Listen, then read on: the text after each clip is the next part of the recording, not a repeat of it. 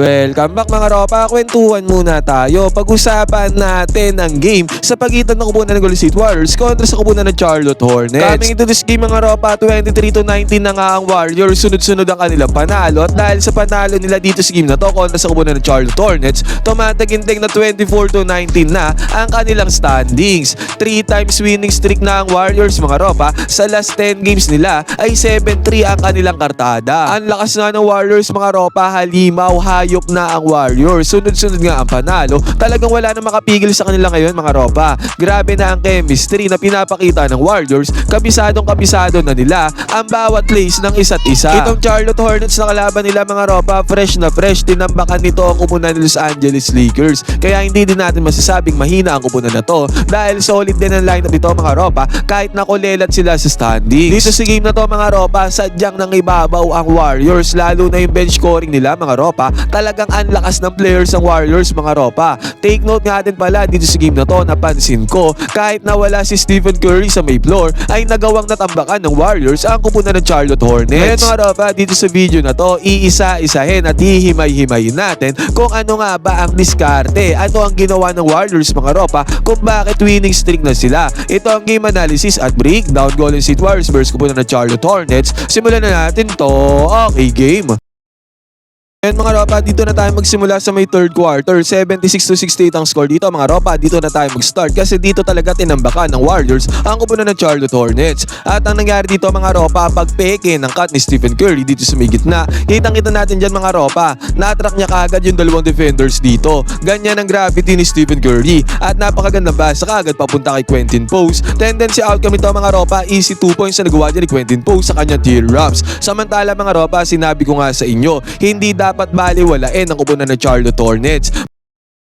Malulupit ang players ito mga ropa, katulad nga nitong si Con Kinipol na super rookie mga ropa, easy 2 points ang kanya nagawa dyan sa mid-range jumper. Samantala mga ropa, ang Warriors naman ay bumawi kagad dito. Nag-set ng screen dito si Quentin Post, sabay mabilis ang roll niya mga ropa. At another one mga ropa, another screen na naman ang sinet dito si Draymond Green. At pag-roll dyan ni Draymond Green mga ropa, kitang-kita natin na pa-collapse kagad ang depensa dito ng kupunan ng Charlotte Hornets na nag-open up naman sa opportunity para magkaroon ng open na 3-pointer dito si Will Richard. Walang bantayan mga ropa dahil sa mga picks, sa mga rolls na ginawa ni Draymond Green at Quentin Post. Open 3-pointer mga ropa, pero basket is not good, pero still good setup play ang ginawa dyan ng Warriors. At ito nga mga ropa, malakas nga ang Hornets. Balansan nila ng bola dito mga ropa, kahit na may bantay si Con Kinipol dito sa may 3-point area, wala siyang pakialam. 3-pointer para kay Con.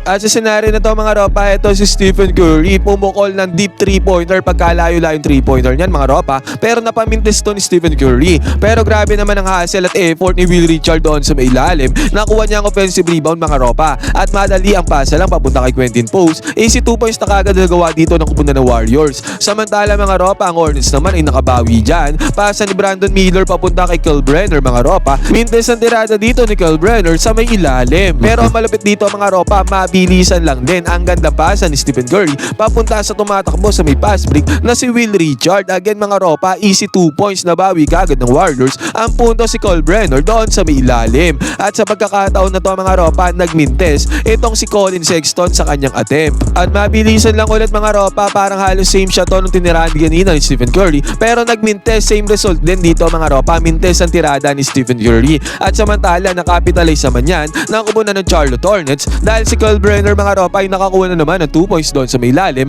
may kasama pang foul. At sa possession dito ng Warriors mga ropa, nagbalasa sila ng bola, nag-end up ang bola sa kamay dito ni Quentin Post. Nagmintes dito ang Warriors mga ropa. Buti sa pass break dito ng kupunan ng Charlotte Hornets, good defensive play ang ginawa dito ni Draymond Green. Nakakuha siya dyan ng charging foul against sa kupunan ng Charlotte. Ang ganda pa sana naman ang ginawa dito ng kupunan ng Warriors mga ropa, yun nga lang, nasupal-pal dito si GP2. At ang masakla pa dito mga ropa ay nakakuha ng 2 points dito itong si Colin Sexton. Bigla nga nagkaroon ng momentum dyan ng kupunan ng Charlotte Hornets mga ropa. At ang mas masaklap dito mga ropa ay nag-turnover dito ang Warriors. Si Stephen Curry mga ropa, at sa turnover na yan, mabilisan lang. Si Con kinipol mga ropa ay nakakuha na naman ng puntos dito para sa kupunan ng Charlotte Hornets. Kaya naging 82-79 ng score mga ropa, 3 puntos na lang bigla ang kalamangan dyan ng Warriors. Napaka-solid naman ang off-ball screen na sinet dito ni GP2 para papunta kay Draymond Green mga ropa at good anticipation din ang ginawa dito ni Brandon Podziemski. Kita natin mga ropa, open 3-pointer kay Draymond Green. Pumasok agad yan mga ropa, ang laki ng tiwala ng Warriors pagdating kay Draymond Green sa may 3-point area.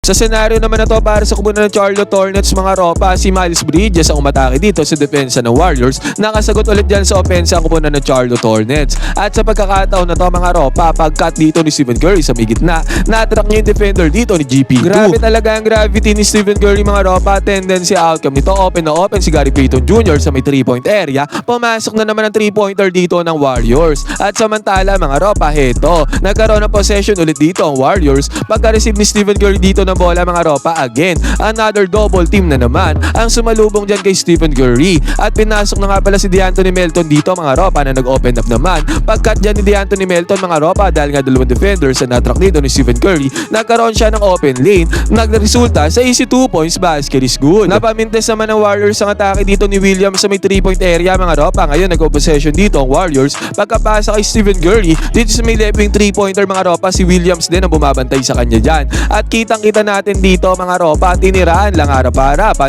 ni Stephen Curry ang depensa ni Williams. Pinanis dyan ni Stephen Curry ang defense si Williams, basket is good sa may long range bomb.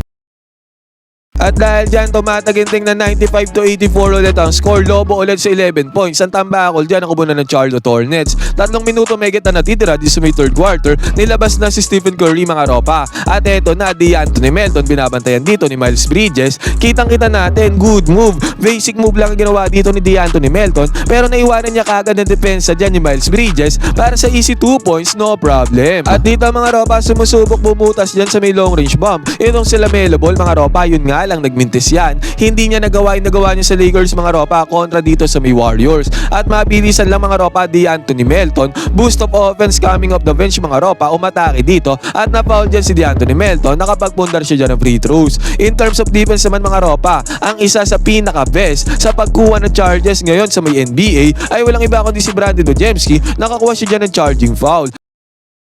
At dahil dyan nagkaroon to ng tendency outcome mga ropa, si Buddy Hield ay pinalitan nga dito si Stephen Curry. Pumasok agad ang right side corner 3-pointer dito ni Buddy Hield, basket is good. Kitang-kita natin mga ropa, hype na hype dyan si Stephen Curry sa 3-pointer na to ni Buddy Hield. Si Buddy Hield kasi mga ropa ay nababangko ngayon sa Warriors, kaya grabe na lang ang tuwa dito ni Stephen Curry mga ropa nung nakakuha ng 3-pointer itong si Buddy Hield. Samantala pinanis naman dito ni Colin Sexton sa kanyang atake itong depensa ni Will Richard mga ropa. At after nito, sila Melo Ball naman mga ropa ay nakasundot ng bola dito kay DeAnthony Melton. Jelly layup pa ang ginawa dyan nila Melo Ball. At sa pagkakataon na to mga ropa, nakabawi naman dyan si Melton. Good penetration ang kanyang ginawa dito mga ropa. Na-attract niya ang defenders dito ng Charlotte Hornets. Sabay kick-out ng bola papunta kay Brandon Podziemski. Tendency outcome nito mga ropa, open 3-pointer, basket is good. Basic na basic para sa Warriors.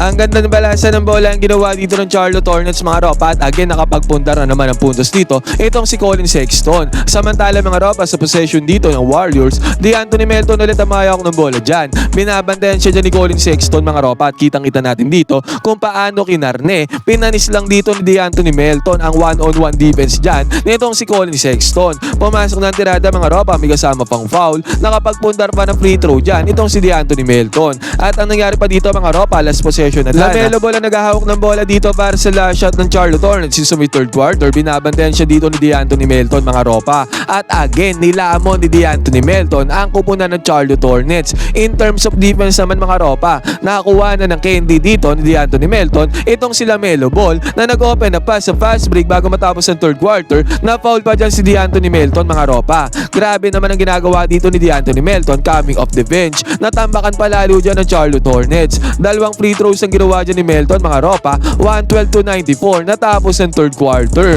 Lobo na sa 18 points ang tambakol dyan ng Hornets dito sa may third quarter. Hype na hype dyan si Draymond Green para kay DeAnthony Melton mga ropa. Grabe naman kasi talaga ang firepower na mayroon si DeAnthony Melton coming off the bench na susustain at nahihigitan pa nga niya ang tambakol ng kalaban pag pumapasok siya.